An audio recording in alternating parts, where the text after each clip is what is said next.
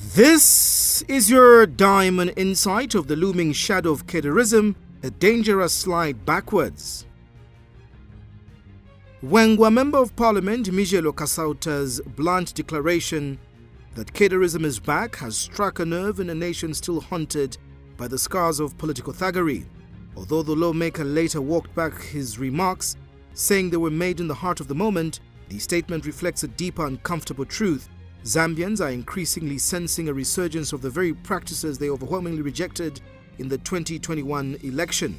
Kederism in any form and under any political banner has no place in any democratic society. For many citizens, memories remain painfully fresh.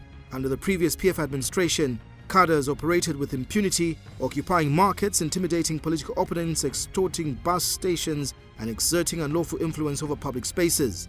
These were not isolated incidents but a systemic failure that contributed to PF's electoral downfall.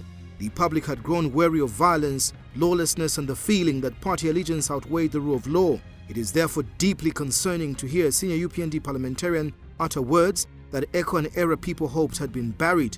Even if unintended, such pronouncements cast doubt on the ruling party's commitment to dismantling the culture of cadre-led intimidation. The UPND came into power on the promise of restoring the rule of law, ending political violence, and freeing markets and bus stations from partisan control. President Hakainde Hichilema has consistently emphasized peace, unity, and the depoliticization of national institutions. The presidency has well-established systems that ensure security, none of which rely on cadres. To invoke the president's safety as justification for cadre-like behavior is troubling and risks normalizing conduct that Zambians decisively rejected. We say no to cadreism. We say no to violence, even under the banner of protecting President Hakainde Hichilema.